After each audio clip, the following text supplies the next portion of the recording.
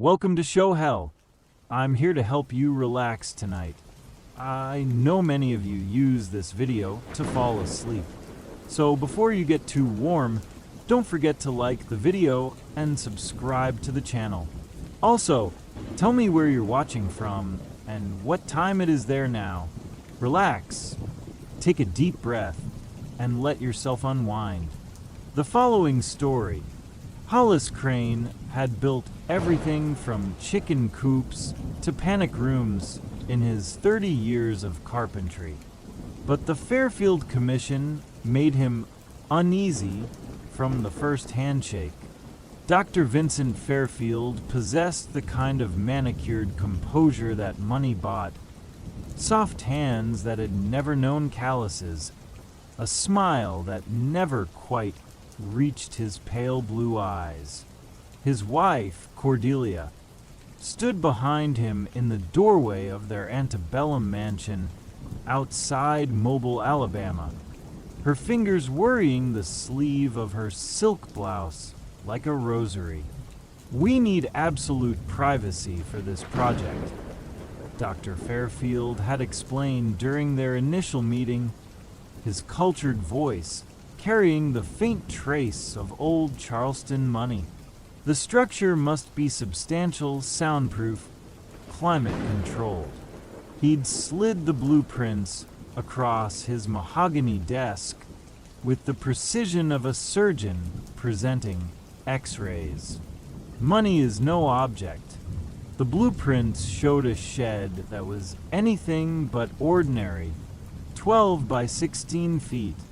Concrete foundation extending 4 foot underground. Walls framed for double soundproofing with high-density fiberglass and mass-loaded vinyl. Industrial-grade HVAC system. Reinforced steel door with a complex locking mechanism that included curiously external deadbolts. "What exactly will you be storing in here?" Hollis had asked, running his weathered finger along the specifications. Dr. Fairfield's smile had tightened almost imperceptibly. "Family heirlooms, some quite valuable. We've had security concerns now." 3 days into the project, Hollis found himself questioning that explanation. With each shovel full of Alabama clay, he turned. The foundation work had revealed anomalies that troubled his craftsman's eye for detail. Embedded in the concrete footer were heavy-duty anchor points, the kind used for marine mowing or industrial restraints. When he'd mentioned them to Dr. Fairfield, the man had waved dismissively. The previous contractor's oversight, he'd said, "We'll work around them." But Hollis knew construction, and those anchor points had been poured with the foundation. Someone had planned for them from the beginning. The morning heat pressed against his back as he worked. The Alabama sun, already fierce at 9 a.m., Cordelia Fairfield emerged from the house, carrying a glass of sweet tea, her approach as silent as a cat stalking prey. She was perhaps 40, but the kind of fragile beauty that suggested expensive maintenance. Regular visits to specialists who could smooth away the evidence of whatever haunted her dreams. "Mr. Crane," she said, setting the glass on a nearby sowers. Her voice carried the soft vows of old Mobile society, but underneath lay something brittle. "How much longer do you think this will take?" "Hard to say, Mrs. Fairfield. These specifications are particular. The soundproofing alone will take the better part of a week."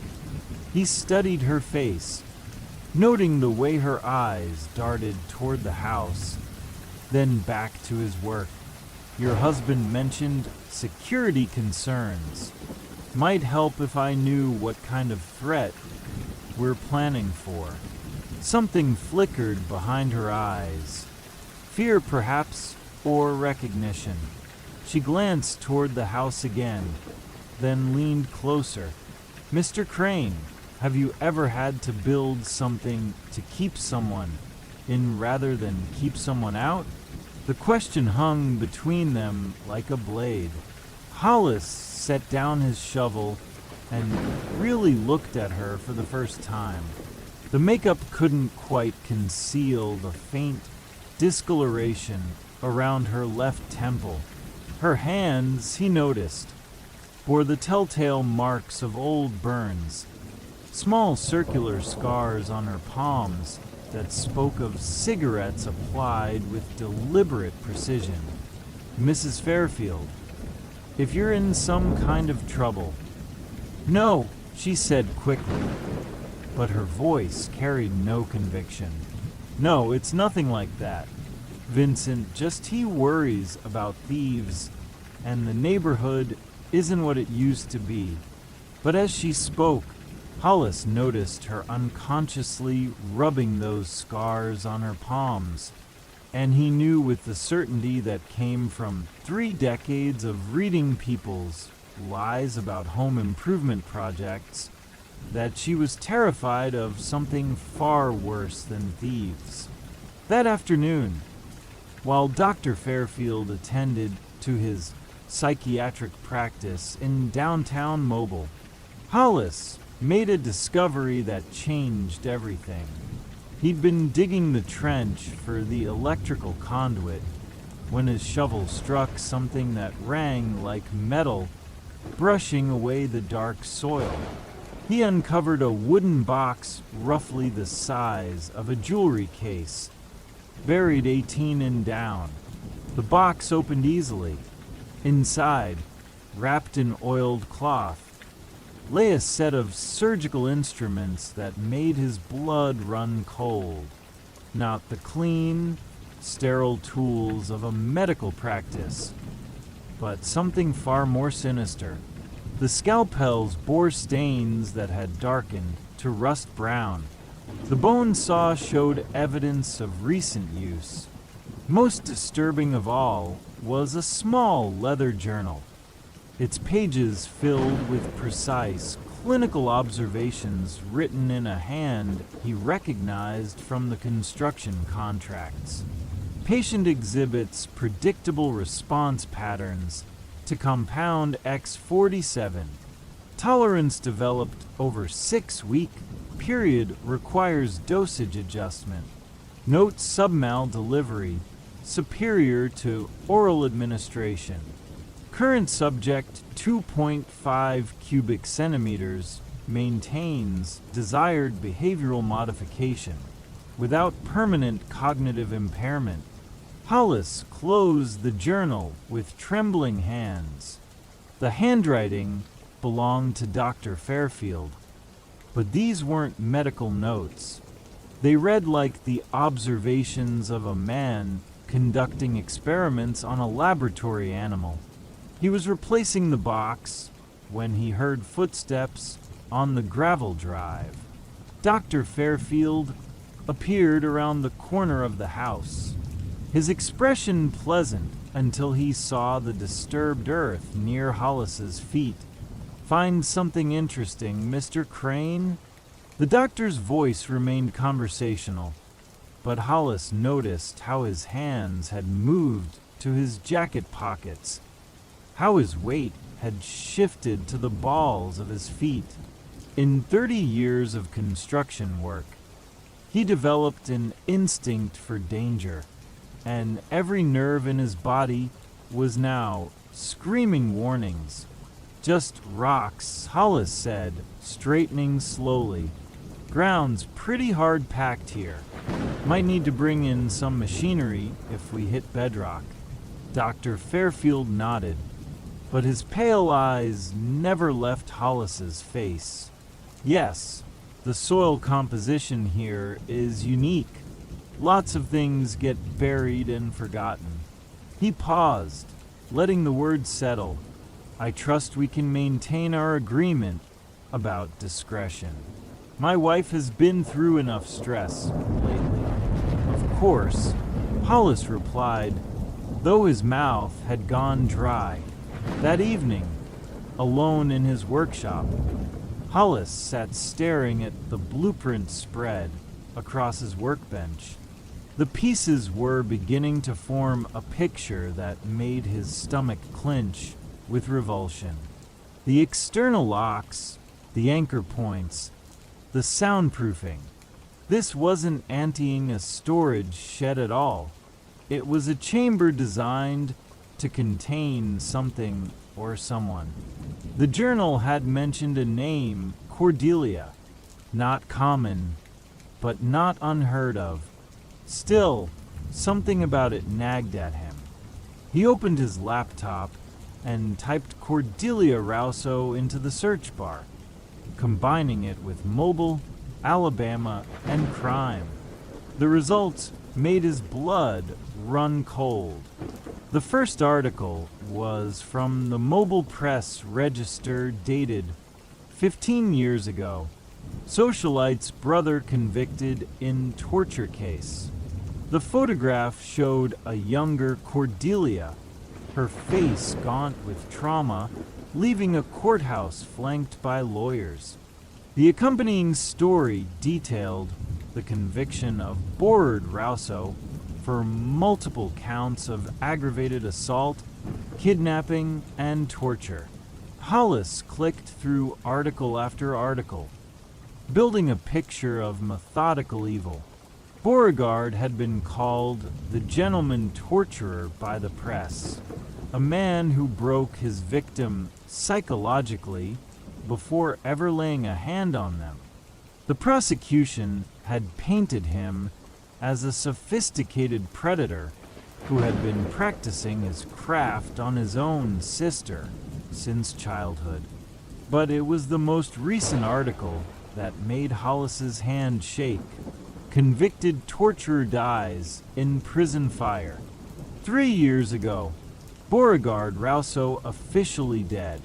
Yet here was evidence that someone had been conducting experiments on Cordelia Fairfield.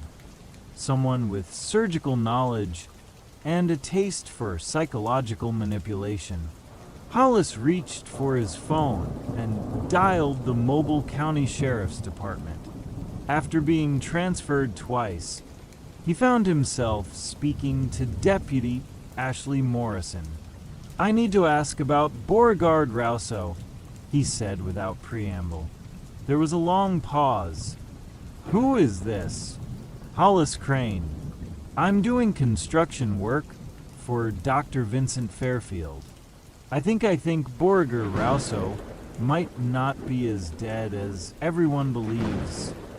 "Mr. Crane," the deputy said carefully, "I need you to be very careful around that property. We've been monitoring the situation there for some time."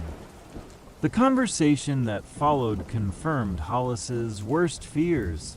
The gifts, the disappearances, the official inability to protect the Fairfields from a legally dead man. "You're telling me I'm building a prison?" Hollis said, "Finally, I'm telling you that you might be building the only thing standing between Cordelia Fairfield and a monster who's been planning his reunion for 3 years." That night, Hollis awake, staring at the ceiling, the deputy's words echoing in his mind. He thought of Cordelia's haunted eyes, the scars on her palms, the way she'd asked about building something to keep someone in. The pieces fell into place with horrible clarity. The next morning brought unseasonable clouds that turned the Alabama sky the color of old pewter. Hollis arrived at the Fairfield property to find Cordelia waiting for him beside the foundation, her face pale but resolute. "You found the box," she said simply. Hollis nodded. "I spoke with someone at the sheriff's department last night. Then, she wrapped her arms around herself despite the morning warmth. Vincent thinks I don't remember what Beauregard did to me when we were children. He thinks the trauma blocked it out. But I remember everything, every cigarette burn. Every time Beauregard would whisper that no one would ever believe me because he was so charming, so perfect in public. Mrs. Fairfield. He used to lock me in the root cellar behind our house, sometimes for days. He'd bring me food and water, but only after I'd done whatever he asked. Small things at first, following his rules exactly, never speaking unless spoken to, then more demanding requests. He was teaching me to be compliant. You see, training me like you train a dog. Hollis felt sick. Why didn't you tell any? I tried once.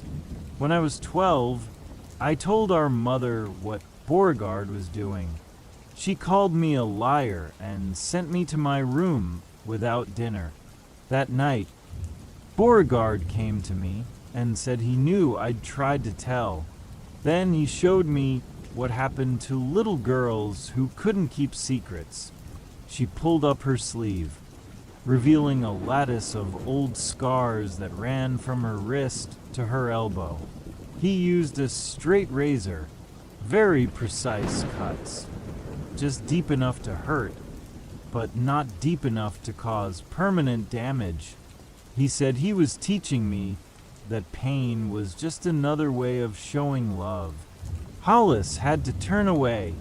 When he composed himself, he asked, "How did you get away from him?" I didn't. Not really. When I turned 18, he helped me get into college, paid my tuition, bought my books, even helped me find my first apartment. I thought he'd changed, that maybe he'd grown out of whatever sickness drove him to hurt me. But he hadn't. No, he'd just gotten more sophisticated. The apartment was bugged, cameras in every room.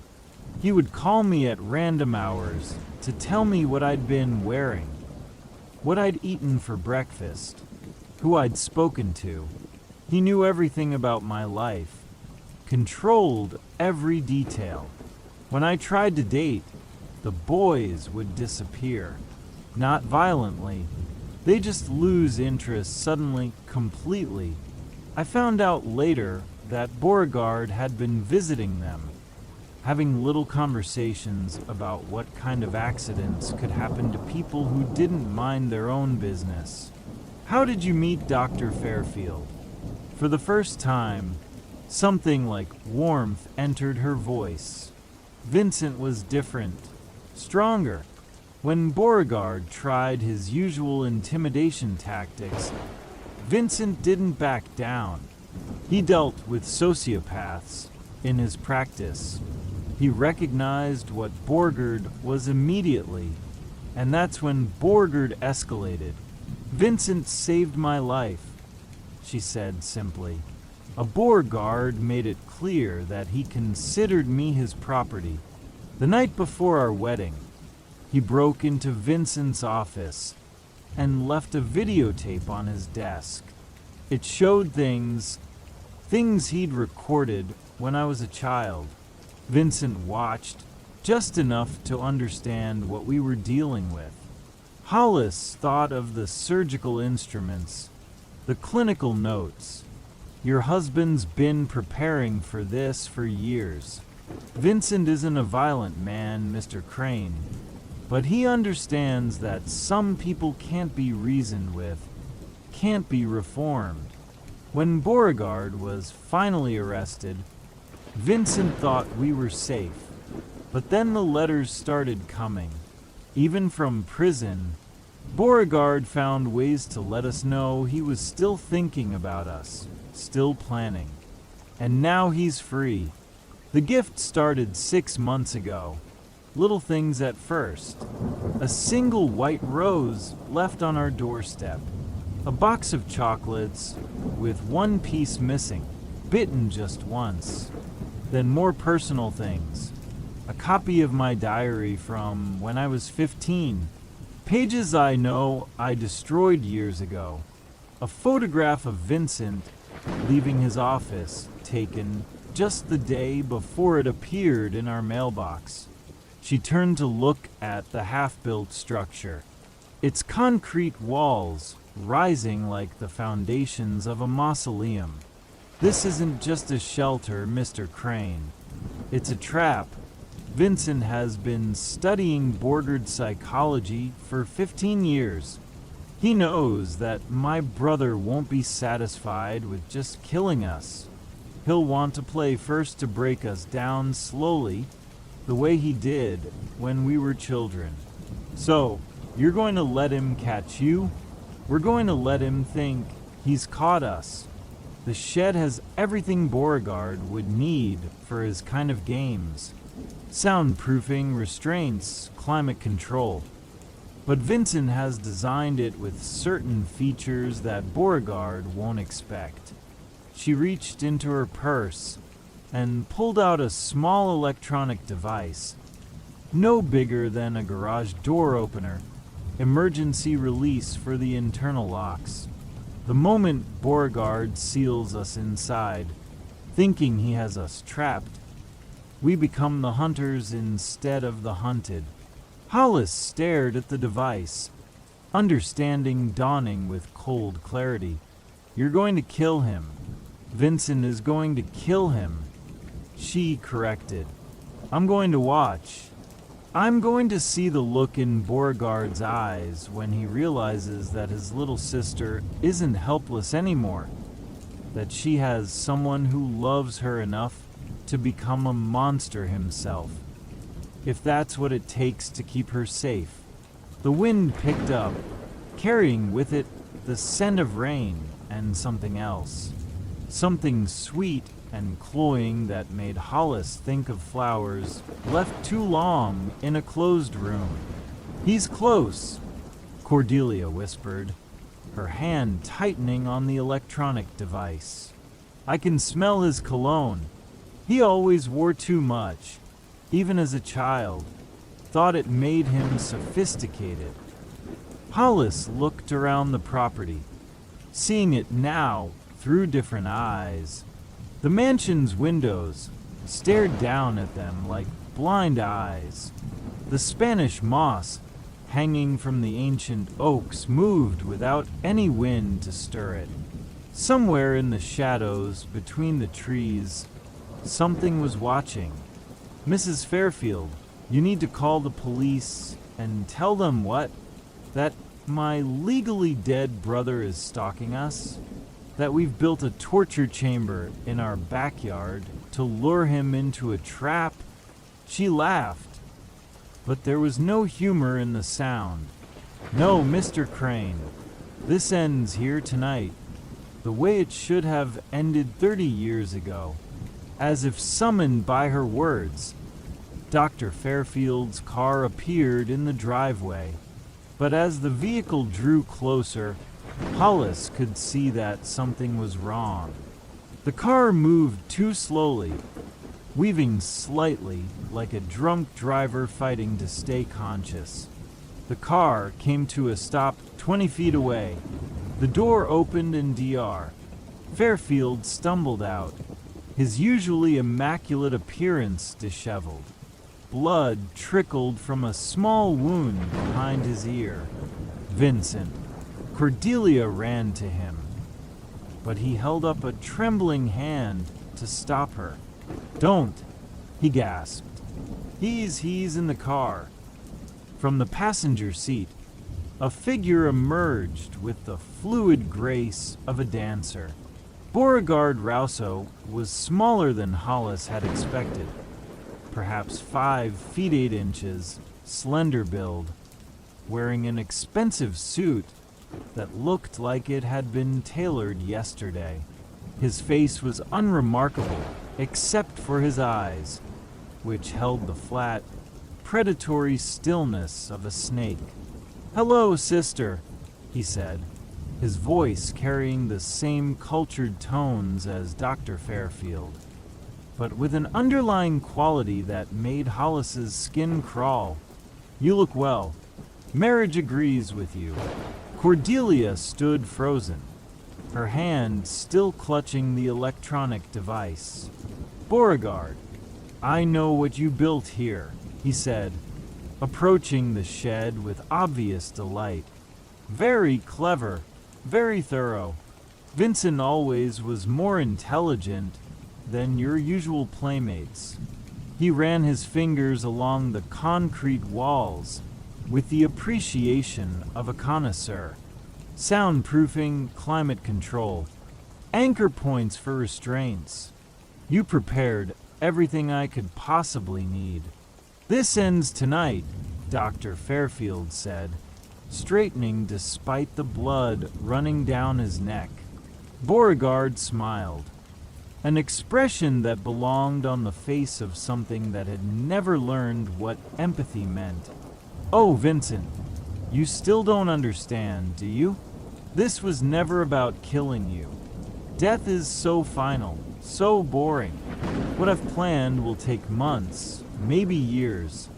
By the time I'm finished, you'll both beg me to let you die." He turned to Cordelia, and his voice dropped to the intimate whisper of a lover. "Do you remember the games we used to play in the root cellar? Dear sister, I've invented so many new ones. I've had 3 years to think about them, to plan every detail. The shed will be perfect for our reunion." "You're insane," Hollis said, stepping forward.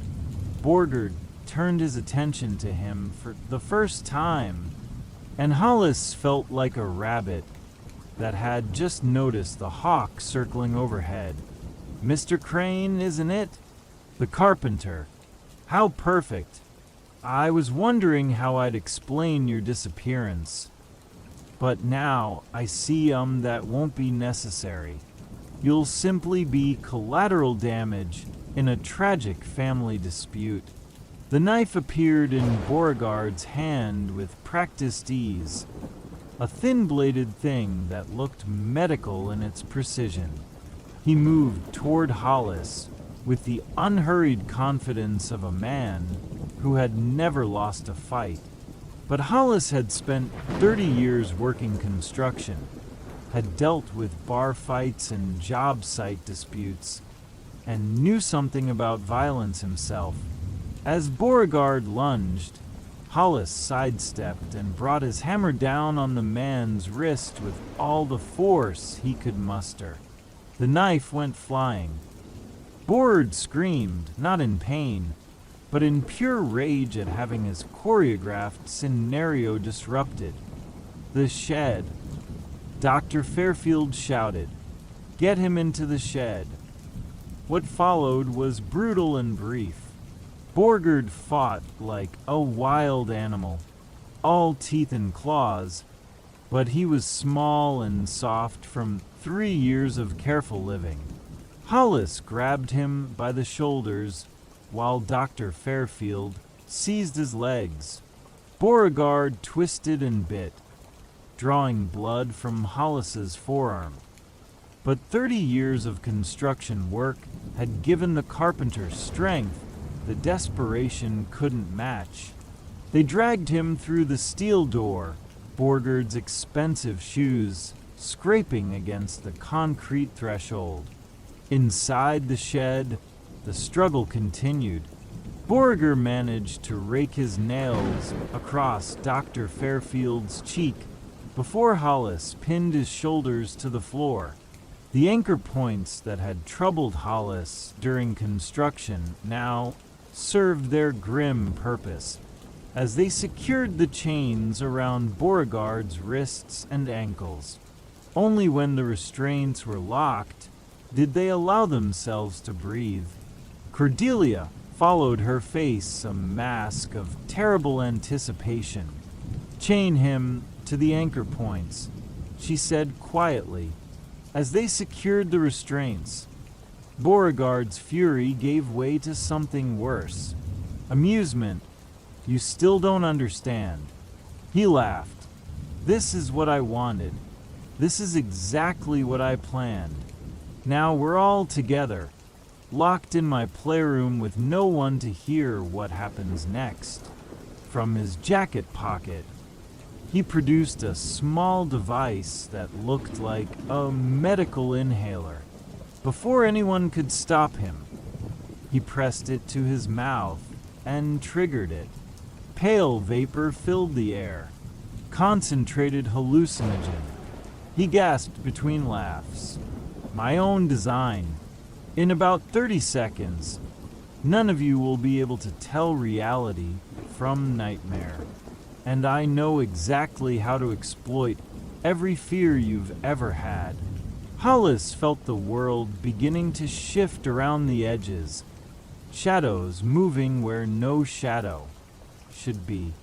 The concrete wall seemed to pulse like living tissue, and Cordelia's face flickered for an instant into something with too many teeth. His hammer felt impossibly heavy in his hand, the metal surface crawling with insects that weren't there. But through the growing haze, he heard Cordelia's voice, steady and cold, despite the nightmare blooming around them. Vincent. Now Dr. Fairfield reached for something mounted on the wall, not the emergency release Cordelia had shown Hollis, but something else entirely. A valve connected to a tank of gas that hadn't been the original blueprints. What is that? Borgard asked, his laughter faltering. Nitrogen, Dr. Fairfield replied. Oddless, colorless, completely painless. You simply go to sleep and never wake up. It's more mercy than you deserve. Beauregard's eyes widened as he understood. You can't. I'm chained. It's murder. No, Cordelia said, kneeling beside her brother's restrained form. It's justice. 30 years overdue.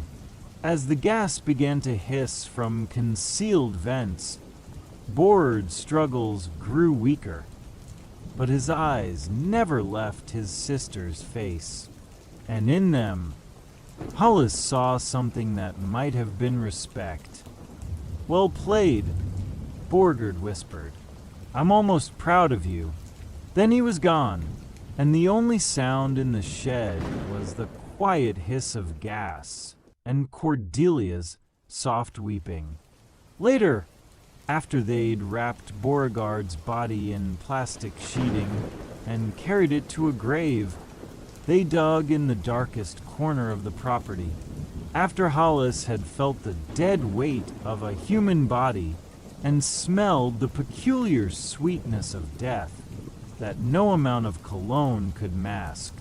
After they'd filled in the hole and scattered leaves over the disturbed earth, Hollis sat on his porch drinking bourbon and trying to forget the way Beauregard's eyes had looked in those final moments.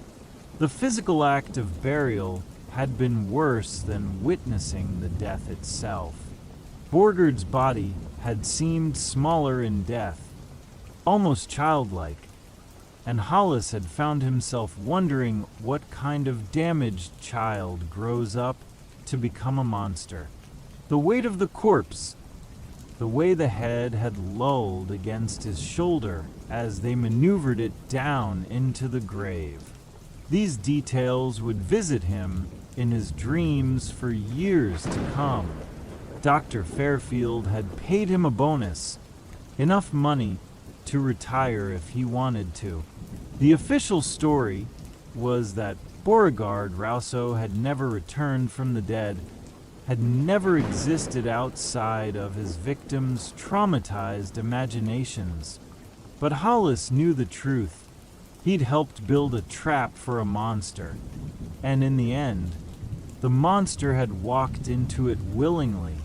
Whether that made the Fairfields heroes or simply more sophisticated predators than their prey was a question that would haunt his dreams. He never worked another job that required soundproofing. Some knowledge he'd learned was too heavy for an honest man to carry. The following story: the solicitor's office smelled of dust and disappointment, the sort of place where lives were parklet out in neat legal phrases and filed away forever. Vivienne Hartwell sat rigidly in the leather chair, her gloved hands folded precisely in her lap as Mr. Pembleton droned through the final clauses of her grandmother's will. She had expected little, a few pounds perhaps, maybe some moth-eaten linens, but certainly not this. And finally, the elderly solicitor continued adjusting his wire spectacles. To my granddaughter, Vivian, I leave my most precious possession, the ring that has kept me company through all my years of marriage. The ring box was smaller than Vivian had imagined, covered in faded burgundy velvet that had worn smooth in places. Inside, nestled against ivory silk that had yellowed with age, lay a wedding band of unusual design. The gold was old, 18 karat by the look of it, and set with a curious arrangement of garnets that seemed to pulse with their own inner light. Around the band, delicate engravings formed a pattern that hurt to look at directly. Not quite Celtic, not quite anything recognizable. Curious piece, Mr. Pendleton observed, peering over his spectacles. Your grandmother mentioned it was crafted specially for her wedding in 1943. Said it had been in the family for generations before that. Though I suspect that's the sort of romantic nonsense elderly ladies like to attach to their treasures. He shuffled through his papers with a slight frown. Come to think of it, she left similar little trinkets to several of her eccentric friends. All rings, oddly enough, rather specific in her instructions about who should receive what. Insisted I deliver them personally rather than through the post. Vivian lifted the ring from its velvet cradle. It was heavier than it appeared. The metal warmed despite having sat in the cold office. The moment her fingers closed around it, she felt an odd sensation. Not quite déjà vu, but something more unsettling, as though the ring were remembering the shape of her hand. Did you know her well? She asked. My grandmother, before. Oh, Mrs. Ashford was a regular fixture here for decades. Such a devoted wife, that one. Never remarried after poor Mr. Ashford passed. Must have been 15 years ago now. She'd come in every few months, always wanting to add little coddles to her will, making sure everything was just so. He cleared his throat delicately. Between you and me, I always suspected she was a bit lonely in that big house, but she seemed quite content with her memories. Vivian slipped the ring onto her finger. It fitted perfectly, as though it had been made for her hand specifically. The garnets seemed to warm at her touch, their deep red glow intensifying in the afternoon light streaming through the office windows. That evening, back in her modest flat in Bloomsbury, Vivian found herself unable to stop admiring the ring. Her husband, Owen, was working late again, the third time this week, leaving her alone with a glass of wine and her grandmother's unexpected gift. She had tried to read, attempted to listen to the wireless, even considered starting on the mending that had been accumulating in her sewing basket. but her attention kept drifting back to the ring, drawn by something she couldn't quite name. As she sat there, she found herself remembering the morning Owen had left for his business trip to Edinburgh last month. He'd been rushing about, stuffing papers into his briefcase, and muttering about missed trains when he'd suddenly stopped in the doorway and looked back at her. "You know what I realized," he'd said, abandoning his briefcase entirely and crossing back to where she sat at the breakfast table. "That you're going to miss your train," she'd replied, but she was smiling. "That I've never told you about the freckle." He'd reached out to touch a tiny spot just below her left ear, so small she'd never noticed it herself. "Right here. I spotted it on our third date when you were laughing at something. I can't remember what now, and your hair fell back. Just so. I thought to myself, that's how I'll always know it's really her. Even when we're old and gray, even if everything else changes, that little freckle will still be there." He'd kissed the spot then, and she'd felt ridiculously, wonderfully loved. "You're completely mad," she told him, but her voice had been soft with affection. "Mad about you," he'd replied, stealing one more kiss before grabbing his briefcase and rushing for the door. "Don't forget to miss me." The memory brought tears to her eyes, now sitting alone with her wine and her strange inheritance. Owen had that effect on her. He could make the most ordinary moments feel precious simply by paying attention to them in his particular way. It was one of the things that had drawn her to him in the first place, that gift for finding magic in the mundane. She held her hand up to the lamplight, watching the garnets catch and scatter the glow in patterns that seemed almost hypnotic. There was something mesmerizing about the way the light moved through the stones, as though they contained depths that shouldn't exist in mere jewelry. The engravings around the band seemed to shift slightly in the flickering illumination, the strange symbols appearing to pulse with their own rhythm. Vivian found herself counting the garnets, 7 in total, arranged in a pattern that reminded her of something, though she couldn't place what. As she stared, the wine making her thoughts pleasantly hazy, she could swear she heard something, not quite music, but a humming sensation that seemed to come from the ring itself. It was then that the first vision came. The room around her seemed to shimmer and fade, replaced by a parlor she recognized from childhood visits. Her grandmother's sitting room, but brighter, somehow newer. The furniture was the same, but the upholstery looked fresh, the wallpaper crisp and clean. Sunlight streamed through windows that weren't grimy with London soot, and there was music coming from somewhere. Glenn Miller, she thought, though she couldn't see a wireless anywhere.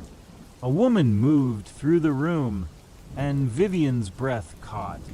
It was her grandmother, but not as she had ever known her. This woman was young, perhaps 25, with glossy dark hair pinned in victory rolls and lips painted deep crimson. She wore a day dress of forget-me-not blue that nipped in at her tiny waist and white lace gloves that reached nearly to her elbows. "Darling," the young woman called toward the hallway, "you've been ever so long.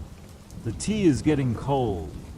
A man's voice answered from somewhere deeper in the house. "Just finishing up with the accounts, my dear." You know how particular I am about the household expenses. The woman, her grandmother Vivian, reminded herself. Though it seemed impossible, smoothed her skirts, and settled into a chair by the window. She picked up a piece of needlework, some delicate embroidery, and began to stitch with precise, careful movements. Everything about the scene spoke of domestic tranquility, a sort of married bliss that belonged in magazines or films. But something was wrong. Vivian found herself drawn to examine the woman more closely, and as she did, she noticed details that made her stomach clench with unease. There was a purple shadow at the woman's temple, barely visible beneath carefully applied powder. When she reached for her teacup, her glove slipped slightly, revealing what looked like finger-shaped bruises around her wrist. And her smile, that perfect, serene smile, never quite reached her eyes. The vision faded as suddenly as it had come, leaving Vivian gasping in her own sitting room, the taste of phantom tea bitter on her tongue. For several minutes, she sat perfectly still, afraid to move, afraid that any sudden motion might shatter whatever fragile membrane separated reality from whatever she had just experienced. The wine glass trembled in her hand, and she set it down carefully, watching the dark liquid settle. She looked down at the ring, its garnets now dull in the electric light, and felt a chill that had nothing to do with the EO October evening. The metal felt different, somehow warmer, as though it had absorbed heat from whatever otherworldly place she had just visited. She tried to remove it, suddenly desperate to put distance between herself and whatever had just happened. But the ring seemed to have tightened on her finger, not enough to hurt, but enough to resist her attempts to slip it off. The thought that she might be trapped with it sent a flutter of panic through her chest. She forced herself to breathe slowly, to think rationally.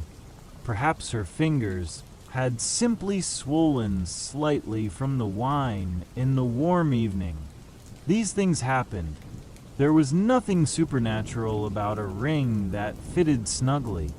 Owen came home near midnight smelling of cigarettes and something else. Perfume, perhaps, though he claimed to have been working late again. Vivian said nothing about the ring or the vision. What could she possibly say? That she'd been hallucinating her dead grandmother's youth, that a piece of jewelry had somehow transported her back 30 years. He would think she was having some sort of nervous episode, and perhaps he wouldn't be wrong. Instead, she watched him prepare for bed with the careful attention of a woman who suspects, but doesn't yet dare to know. He moved through their bedroom with the abstracted air of someone whose thoughts were elsewhere, his hands gentle but distant when he kissed her good night. She studied his face in the lamplight, searching for any sign of deception, any clue that might explain the growing distance between them. But Owen looked exactly as he always did, tired, preoccupied with work, mildly guilty about being late again. It was in the early hours of the morning that things began to change. Vivian woke to find Owen's side of the bed empty. This wasn't unusual. He often suffered from insomnia and would pad to the kitchen for warm milk or sit by the window smoking until sleep returned. But tonight there was something different about the quality of silence in the flat. It felt charged, expectant, as though the very air were holding its breath. She lay still for several minutes listening. Usually she could hear Owen moving about, the soft shuffle of slippers on carpet, the quiet clink of a cup against the saucer, the creak of the old floorboards near the window. Tonight there was nothing. The silence was so complete, it seemed almost unnatural, as though the entire building were holding its breath. When she finally rose and pulled on her dressing gown, Vivian moved carefully through the dark hallway. A strange reluctance had settled over her, a growing certainty that whatever she found would change something fundamental between them. The floorboards felt cold beneath her bare feet, and she found herself avoiding the spots she knew would creak, though she couldn't say why stealth seemed necessary. She found him in the sitting room, standing before the mantelpiece with his back to her. He was perfectly still, so still that for a moment she wondered if he might be sleepwalking. She had heard of such things, but had never witnessed them. There was something unsettling about his posture, too rigid, too perfectly balanced, like a statue rather than a sleeping man. "Owen," she whispered. He turned, and she nearly cried out. His face was slack, expressionless, but his eyes were open and staring directly at her. When he spoke, his voice was different, deeper, rougher, with an accent she didn't recognize. "You stupid woman," he said, the words coming out in a monotone that made them all the more chilling. "Did you think you could keep secrets from me? Did you think I wouldn't find out?" Vivian pressed herself back against the door frame. "Owen, you're frightening me. Are you quite well?" He took a step toward her, his movements oddly mechanical, like a marionette being pulled by invisible strings. "I know what you've been doing. I know about the money you've been hiding. The letters you think I haven't seen. You think you're so clever, but I see everything. I always see everything. The accusations made no sense. There was no hidden money, no secret correspondence. But the menace in his voice was real enough."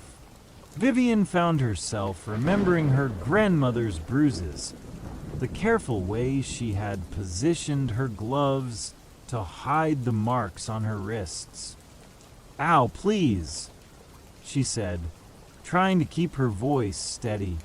"You're having some sort of episode. Let me fetch you a glass of water, and we can—" "Don't you dare tell me what I need," he snarled, and for a moment, his face twisted into an expression such pure rage that she barely recognized him. "I've had enough of your lies, your manipulations. It's time you learned your place." He raised his hand, and Vivian flinched instinctively. But instead of striking her, Owen suddenly stopped, his arm frozen mid-motion. For several seconds, he stood like that, caught between movement and stillness, his face cycling through emotions like slides in a magic lantern show. Rage, confusion, fear, and finally a terrible blank emptiness. Then he blinked, shook his head, and looked around the room as though seeing it for the first time. "Vivian!" His voice was his own again, soft and bewildered. "What are we doing up? What time is it?" She stared at him, her heart hammering against her ribs. You seemed to be sleepwalking. You were saying things. He frowned, running a hand through his hair. "What sort of things? I don't remember getting up at all. You accused me of—" She stopped, How could she explain what had just happened when she wasn't sure she understood it herself? You seemed upset about money and letters. But Owen, there aren't any letters. You know that, don't you? He looked at her with such genuine confusion that she felt her initial terror begin to be replaced by a different kind of fear.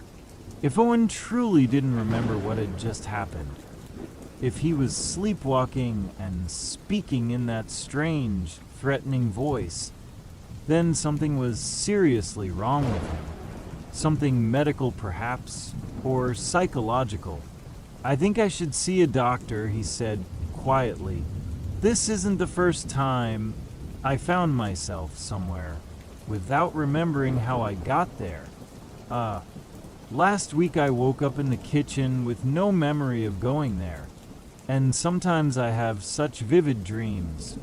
Dreams where I'm someone else entirely." They went back to bed, but Vivian didn't sleep. She lay beside her husband, listening to his breathing gradually deepen and slow, and twisted the ring around her finger. In the darkness, the garnets felt warm against her skin, pulsing gently like a heartbeat. Every few minutes, she would lift her hand and peer at it in the dim light filtering through their curtains, half expecting to see it glowing with that otherworldly radiance from her vision.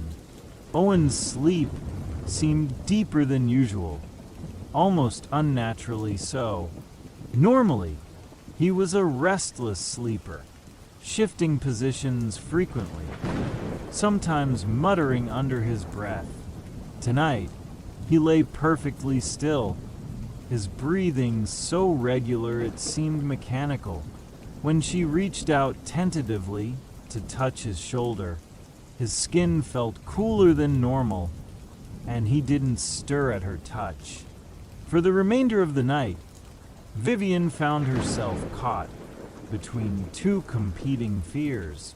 Part of her worried that Owen was genuinely ill, that whatever had caused his strange episode was a symptom of something serious that required medical attention. But another part of her, the part that had experienced the impossible vision just hours before, wondered if something else entirely was happening. Something that had to do with the ring she couldn't quite bring herself to remove. As dawn approached, she made a decision. She would watch Owen carefully over the next few days, looking for patterns, signs, anything that might help her understand what was happening to him.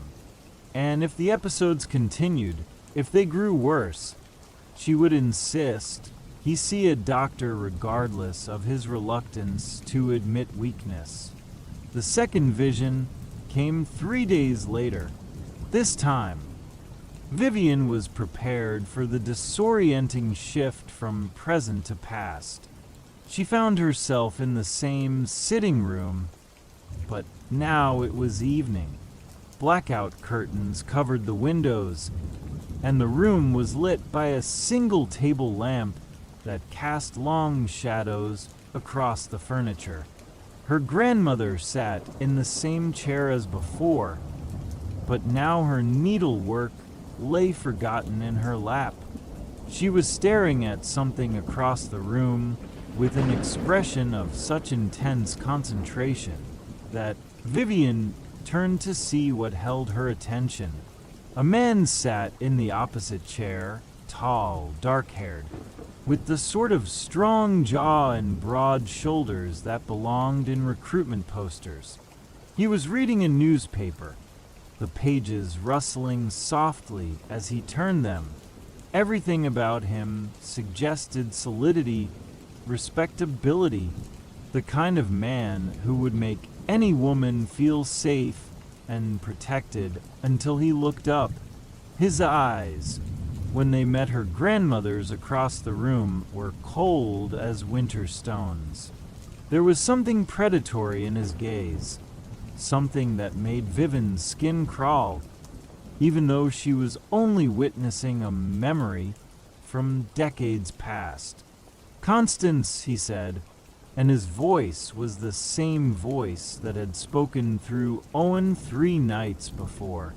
Rough, demanding, barely controlled. "Come here." Her grandmother set aside her needlework and rose gracefully, but Vivian could see the tension in her shoulders, the way her hands trembled slightly as she smoothed her skirts. She crossed the room with the careful measured steps of someone walking across thin ice. "Yes, Harold," she said when she reached his chair. He didn't answer immediately. Instead, he reached out and caught her wrist, his fingers closing around it with enough force to make her cease. Vivian could see the white marks his grip left on her grandmother's skin. Marks that would purple into bruises by morning. "Mrs. Bellwether from next door came to see me today," he said conversationally. "She had some very interesting things to tell me about the visitors you've been entertaining while I'm at work." "Visitors?" Her grandmother's voice was carefully neutral, but Vivian could hear the fear beneath it. "Harold, I don't know what you mean. The only person who comes to call is Mrs. Kellaway, and you know about her Tuesday visits." His grip tightened. "Don't lie to me, Constant. Mrs. Bellwether saw a man leaving the house yesterday afternoon. Young man, she said, well-dressed, stayed nearly 2 hours. That was her grandmother hesitated, and Vivian could see her mind working, calculating which lie might save her. That was Dr. Hartwell's nephew. He brought some papers from the surgery that needed signing. Nothing more, I swear to you." Harold studied her face for a long moment, then released her wrist so suddenly that she stumbled backward. "I want to believe you, my dear," he said, and now his voice was gentle, almost loving. "You know how much I adore you, but you also know how I feel about deception." "Of course," she whispered. "I would never deceive you, Harold. You must know that." He smiled then, and it was the most terrifying expression Vivian had ever seen. Warm and cold simultaneously, loving and threatening. "That's my good girl. Now come and sit beside me. I've missed you today."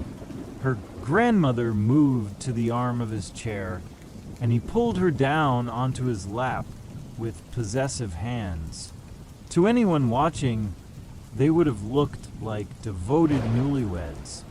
But Vivian could see the way her grandmother held herself, rigid with controlled fear, and the way Harold's fingers found the pressure points on her arms, pressing just hard enough to remind her of his strength. "I love you so much, Constant," he murmured against her hair. "Sometimes I think I love you too much. It frightens me what I might do if I ever lost you." "You won't lose me," she replied, her voice steady despite everything. "I'm yours, Harl. Completely yours." "Yes," he said, and his smile widened. "Yes, you are." The vision ended there, leaving Vivian gasping and nauseous in her own chair. But this time, she noticed something she had missed before. When her grandmother had spoken those final words, "I'm yours, Hal. Completely yours," her right hand had been hidden in the folds of her skirt and on her finger. The same ring that now adorned Vivian's hand had been glowing with that strange internal light. Owen's episodes became more frequent over the following weeks, and with each occurrence, Vivian found herself watching him with the intensity of a scientist observing a dangerous experiment. She began keeping a journal, noting the time and duration of each episode, what had happened immediately before, what triggered the return of his normal personality. The pattern that emerged was troubling in its randomness. There seemed to be no predictable schedule, no specific circumstances that caused the transformations. Sometimes Vivian would wake to find him standing in the hallway, muttering under his breath in that voice that wasn't his own. Other times, she would catch him staring at her across the breakfast table with an expression of barely contained rage, only to have him blink and smile and ask if she wanted more marmalade, as though nothing had happened. The transitions were becoming smoother, which frightened her more than the episodes themselves. It was as though whatever presence was inhabiting Owen's body was learning to navigate its new host more efficiently. The accusations were always the same: hidden money, secret letters, mysterious visitors. None of it made sense in the context of their actual life together.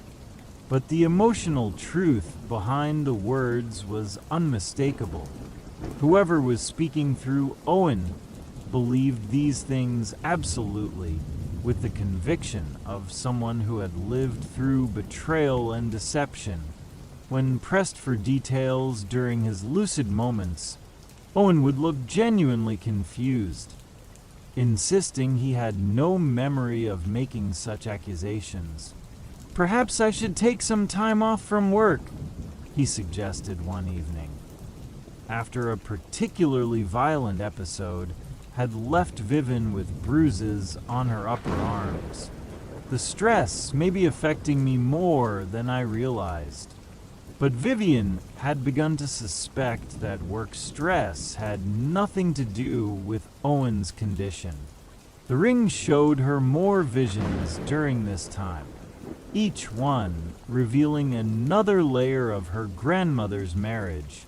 She began to see a progression, a story unfolding across decades of carefully maintained domesticity. She saw Harold's rages triggered by imagined slights and perceived disobedience. She witnessed her grandmother's careful strategies for survival, the way she learned to read his moods, to anticipate his needs, to make herself smaller and quieter until she was almost invisible. But she also saw something else, something that disturbed her even more than Harold's violence. As the visions progressed chronologically, she began to notice changes in her grandmother. The fear was still there, but it was accompanied by something harder, more calculating. Her grandmother began to watch Harold the way a naturalist might observe a dangerous animal, taking notes on its habits and weaknesses. And she began to spend long hours in the attic, working on something the visions never quite revealed. The revelation came on a Thursday evening in late November. Owen had been particularly volatile that week, having 2 major episodes where he had grabbed Vivian's arms and shaken her while demanding to know about money she had supposedly hidden from household expenses.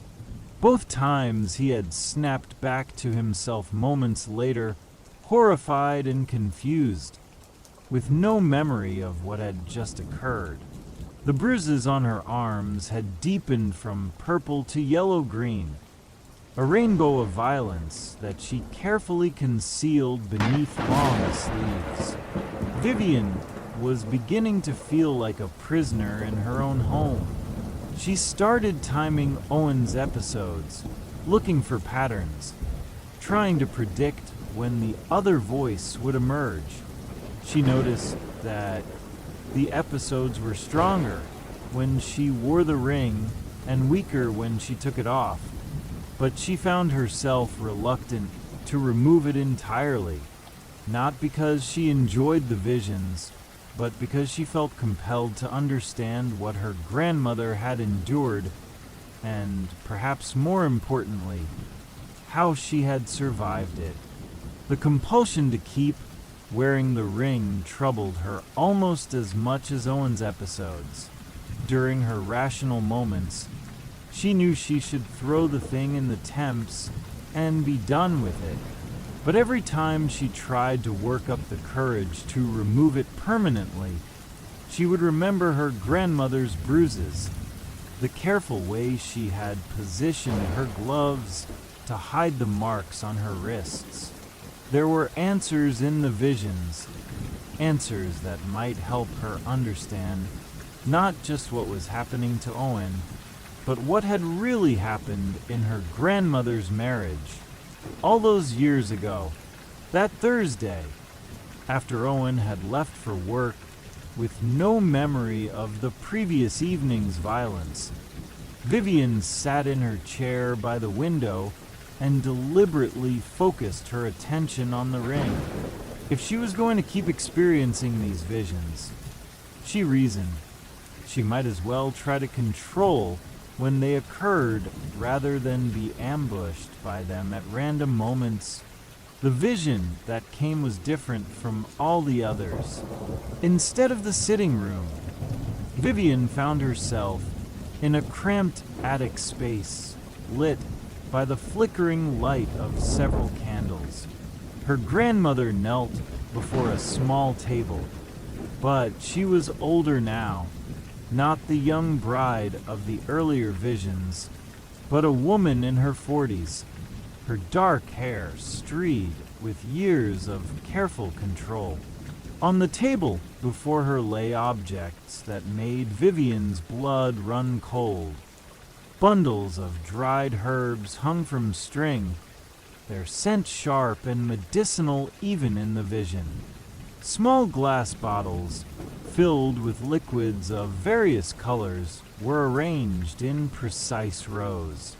And in the center of it all, carved into the wood of the table itself, was a symbol that matched the engravings on the ring.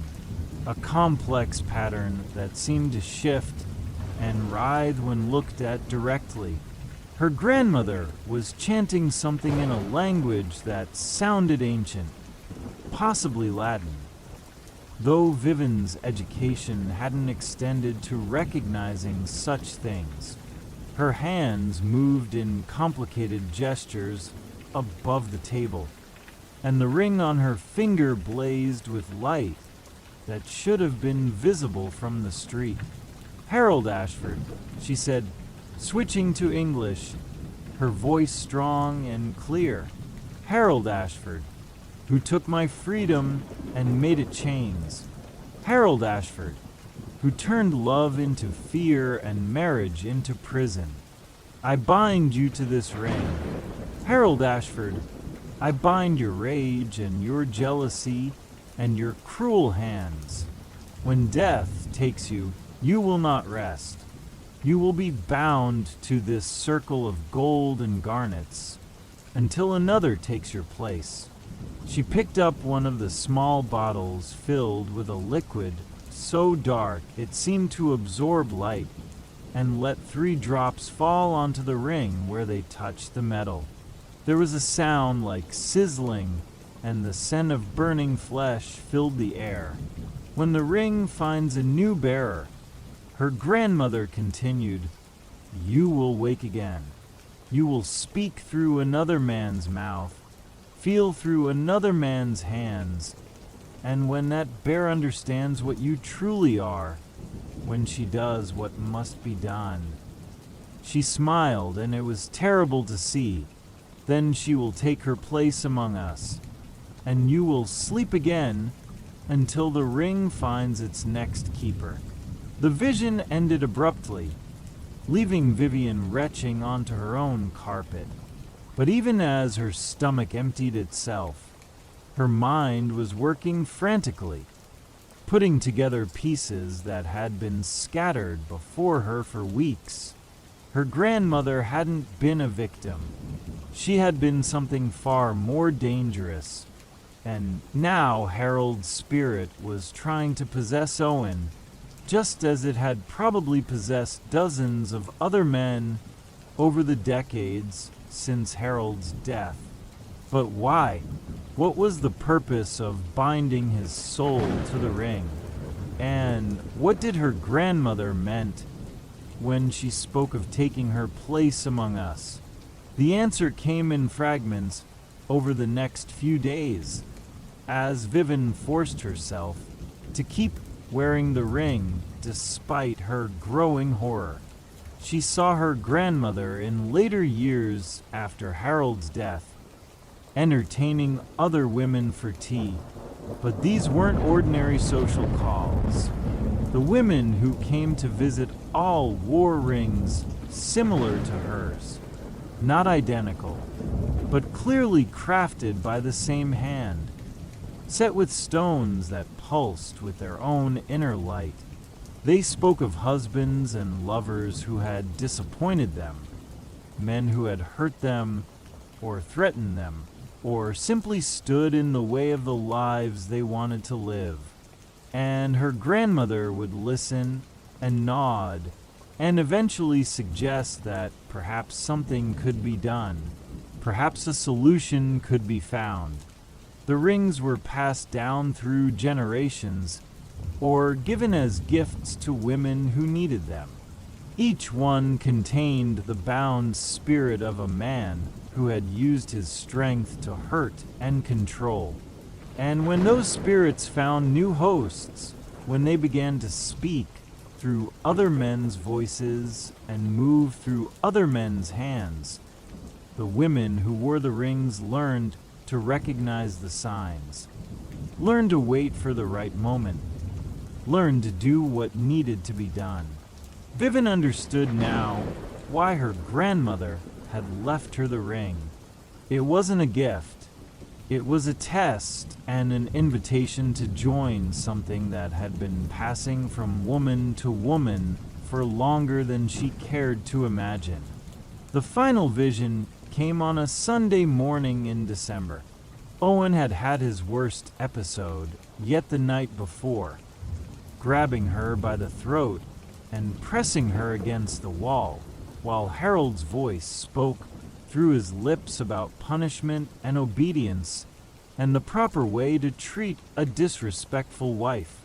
Owen had come back to himself just in time, horrified by what he had almost done, begging her forgiveness, even as the marks of his fingers darkened on her throat. In the vision, Vivian found herself back in the sitting room, but this time it was different. Harold sat in his usual chair, but his face was flushed and his breathing labored. On the table beside him sat a cup of tea, and the scent rising from it was sweet and medicinal. Her grandmother knelt beside his chair, her expression one of perfect, loving concern. "Are you feeling better, darling?" she asked, smoothing his hair back from his feverish brow. "I know the medicine tastes awful, but Dr. Hartwell said it would help with the chest pains." Harold tried to speak, but only a whisper emerged. His eyes were wide with confusion and growing fear as he began to understand that something was terribly wrong. "Don't try to talk," her grandmother soothed. "The fox glove takes effect quite quickly once it reaches the heart. I am told it's not an unpleasant way to go, rather like falling asleep." She reached for his hand, and Vivian saw Harold's eyes fix on the ring, saw him recognize the symbol carved into its surface, saw understanding dawn in his dying gaze. "You thought you were so clever," her grandmother continued conversationally. "You thought I was just a stupid, helpless little woman who would endure whatever you chose to dish out. But you see, Harold, there are older powers in this world than masculine strength. Older and far more patient. Harold's mouth moved soundlessly, his body already too weak for speech. Her grandmother leaned closer, her voice dropping to an intimate whisper. I want you to know that this isn't revenge, darling. This is justice. And when you wake up again in another man's body, in another woman's life, you'll have the chance to experience what it feels like to be the victim instead of the victimizer over and over again until the world no longer needs men like you. She pressed her lips to his forehead in a gesture that would have looked loving to any observer. Sleep well, Harold, she murmured. I'll see you again soon. Harold died with his eyes fixed on the ring, and as his final breath left his body, the garnets blazed with light so brilliant it seemed to burn Vivian's vision, even through the decades that separated them. When the vision ended, Vivian found herself sitting in her own chair, the ring heavy on her finger, and her mind crystal clear for the first time in weeks. She understood now what was expected of her, what her grandmother had intended when she left her this inheritance. Owen was in the kitchen making breakfast and humming under his breath. He had no memory of the previous night's episode, just as he never remembered any of them. To him, they were simply blackouts, moments lost to some mysterious condition that he kept promising to have examined by a doctor. But Vivian knew better now. She knew that Harold's spirit grew stronger with each episode, that eventually Owen's own consciousness would be pushed aside entirely, leaving only Harold's rage and jealousy occupying her husband's body. She could remove the ring, of course, stop wearing it, break the connection that was allowing Harold to influence Owen, but the visions had shown her that this would only delay the inevitable. The binding was too strong, the pull too powerful. Harold would find another way to manifest, through Owen or through someone else, and the cycle would continue. Or she could do what her grandmother had done, what generations of women before her had done. She could end it. The foxglove grew wild in Hampstead Heath. Vivian had seen it there during her walks, its tall spikes of purple flowers, beautiful and deadly in the morning sun. She knew from her reading that it was still used medically in small doses for heart conditions, but that too much would cause exactly the sort of cardiac episode that would look natural in a man of Owen's age and stress level. She also knew that she loved her husband, loved the gentle man he had been before Harold's influence began to corrupt him. The man who brought her flowers for no reason, who read poetry aloud in the evenings, who had never raised his voice to her in anger until the ring came into their lives. But she also knew that Harold would never stop, that he would use Owen's body to hurt her and others, that his rage would grow stronger until it consumed everything that had once been good in the man she had married. The choice, when it came down to it, was surprisingly easy. That evening, Vivian prepared Owen's favorite meal, roast lamb with mint sauce, new potatoes, and a trifle for dessert. She set the table with their best china and lit candles, creating the sort of romantic atmosphere they had once enjoyed regularly. but which had become rare since Owen began his descent into Harold's influence. "What's all this in Ada?" Owen asked when he came home from work, but he was smiling, and for a moment he looked exactly like the man she had married. "Can't a wife prepare a special dinner for her husband without an occasion?"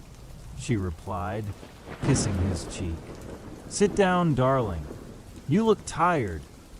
They ate slowly, savoring both the food and each other's company. Owen told her about his day at the office. She shared gossip from her marketing trip to Harrods. For nearly an hour, it was as though Harold didn't exist, as though the ring was just an attractive piece of jewelry with no power to reach across decades and destroy lives. But then Owen's expression began to shift, his eyes growing distant and unfocused. Vivian recognized the signs by now, and felt her stomach clench with familiar dread. "The tea," she said quickly before the transformation could complete itself. "Let me make some tea." In the kitchen, she prepared the pot with this special blend she had mixed that afternoon. Earl Grey with just enough foxglove to stop a heart, sweetened with honey to mask any bitter aftertaste.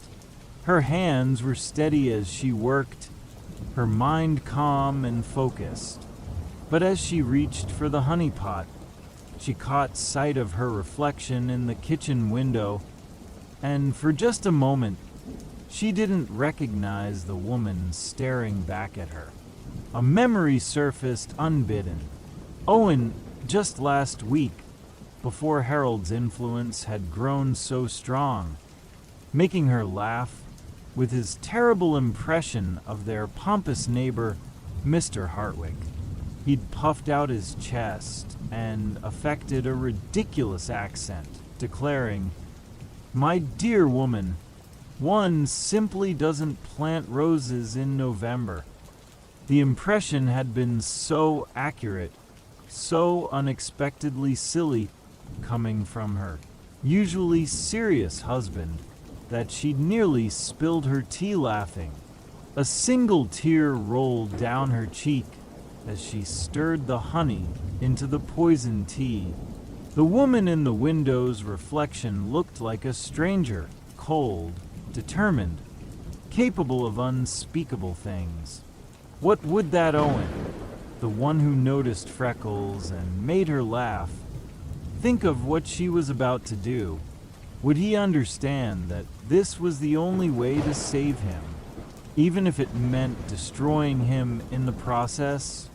She closed her eyes, steadied her breathing, and when she opened them again, her reflection showed only resolve. Harold had taken everything good about Owen and twisted it into something monstrous. The kind, gentle man she had married was already gone. What remained was only his shell animated by another's malice. This wasn't murder. It was mercy. When she returned to the dining room, Harold was fully present in Owen's body. He sat with a different posture now, more aggressive, more predatory. His eyes fixed on her with that cold calculation she had come to know so well. "You've been very quiet tonight," he said in Owen's voice, but with Harold's inflection, almost submissive. "It suits you. I've been thinking about what you said," Vivian replied, setting the tea service on the table, "about being a proper wife, about knowing my place. Perhaps you're right." Harold smiled, and it was a terrible thing to see Owen's gentle features twisted into such an expression of smug satisfaction. "I knew you'd come to your senses eventually," he said. "Women always do once they understand the consequences of defiance." Vivian poured the tea, her movements graceful and deliberate. She handed Harold his cup and watched as he raised it to his lips.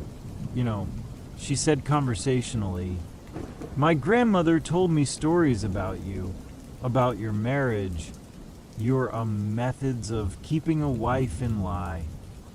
Harold paused with the cup halfway to his mouth, his eyes narrowing with suspicion. "She spoke very highly of you," Vivian continued.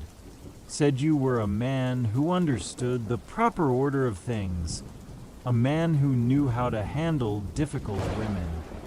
His suspicion faded, replaced by pride. He took a long sip of the tea. "Your grandmother was a remarkable woman," he said. "Beautiful, intelligent, but with a stubborn streak that required correction. I'm glad to see she raised her granddaughter with better sense." "Oh, she did," Vivian said softly. "She taught me everything I needed to know about men like you." Harold took another sip, then set the cup down and leaned back in his chair. "Good. Then we understand each other." "We do indeed." They sat in silence for several minutes. Harold seemed content to simply stare at her, his expression possessive and satisfied. Vivian watched him carefully, noting the moment when his breathing began to change, becoming shallower and more rapid. "Are you feeling quite well?" she asked. "You look rather flushed." Harold frowned, pressing a hand to his chest. Yes, I'm fine. Just a bit warm, perhaps." But he wasn't fine, and they both knew it. His face was growing pale now, beads of sweat forming on his forehead despite the coolness of the evening. His hand moved from his chest to his throat, and his breathing became labored. "Vivian," he said, and for a moment it was Owen's voice. Owen's confusion and fear. "Something's wrong. I can't. My chest." Then Harold was back, his eyes blazing with rage and understanding. "You poisoned me," he snarled, trying to rise from his chair, but managing only to slump forward. "You treacherous little foxglove," Vivian said calmly. "Just like my grandmother used." Digital poisoning looks remarkably like a heart attack, especially in a man under stress. Harold's mouth worked soundlessly, his body convulsing as his heart began to fail, but his eyes remained fixed on her, burning with hatred and something else. A recognition that went beyond a single moment, this single death. "I know what you are," he whispered. "I know what your grandmother was. It won't end with me. The ring will find another and another, and I'll make sure they know what you've done." "I'm counting on it," Vivian replied. She reached across the table and took his hand, feeling the pulse flutter and weaken beneath her fingers. The ring blazed on her hand, its garnets glowing like drops of blood in the candlelight. "You see Harold," she said, her voice gentle and loving as her grandmother's had been. "You still don't understand. This isn't about revenge or even justice. This is about evolution. Each time you possess a man, each time you make him hurt the woman he loves, you teach us something new about predators like yourself. And each time we end you, we grow stronger and more clever."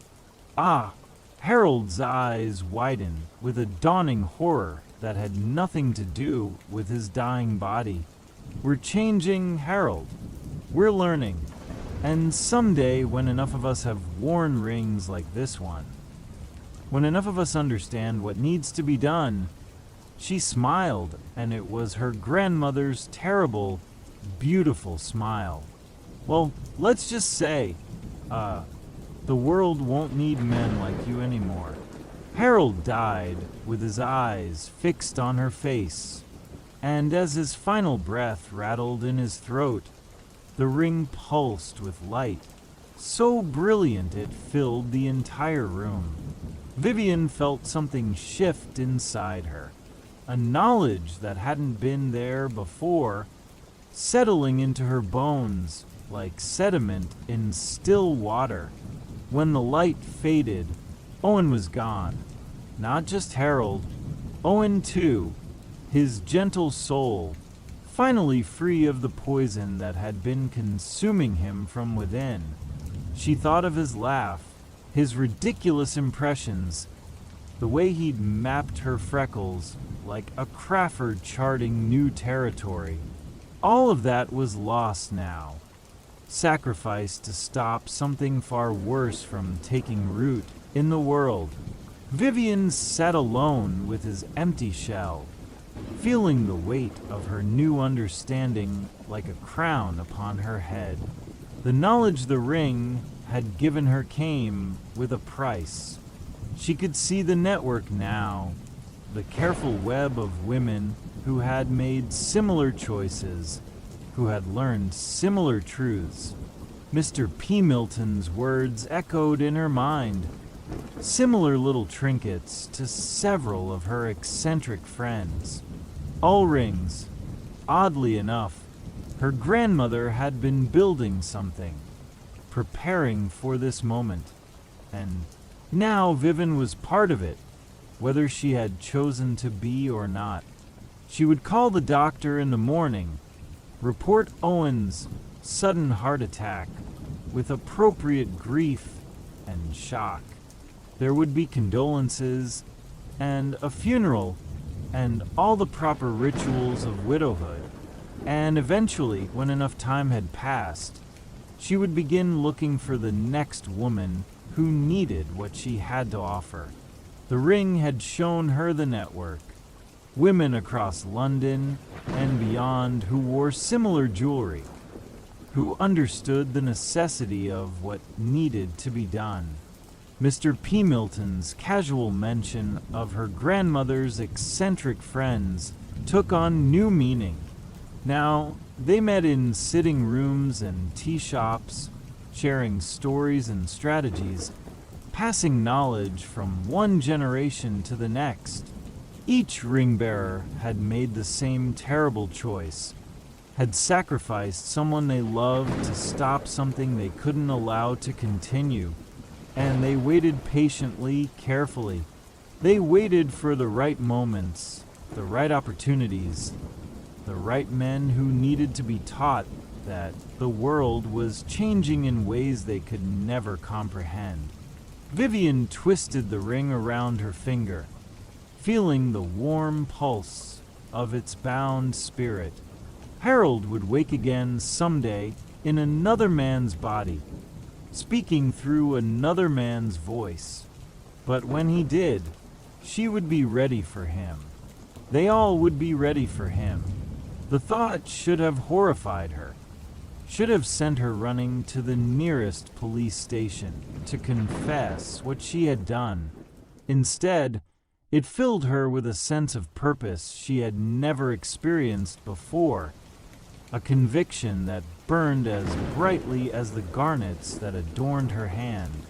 She began to plan her next steps, her mind already working on the careful choreography of widowhood and inheritance.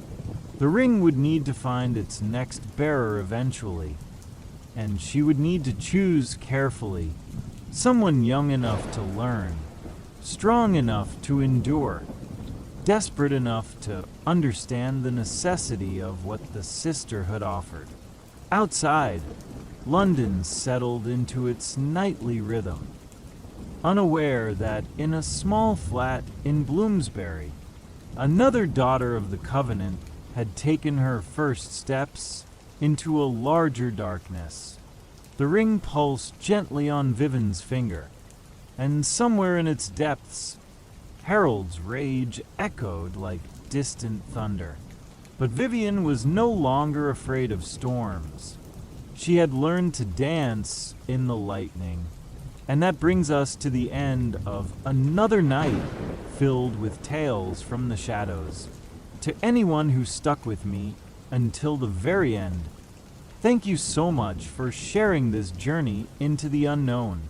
Your company makes these dark stories feel a little less lonely, and I'm truly grateful you chose to spend your evening here with me. I hope these tales have given you exactly what you came for, that delicious blend of fear and fascination. There's something wonderfully eerie about how we can all gather in the darkness, connected by our love of a good scare. And I genuinely hope tonight's stories resonated with you as much as they did with me. I'll be back tomorrow night with more mysteries and chills waiting to unfold. So, I hope you'll join me again. Until then, sleep well, dream peacefully, and don't let tonight's stories follow you into your dreams. Though, if they do, just remember they're only stories after all. Sweet dreams, my friend. See you tomorrow night.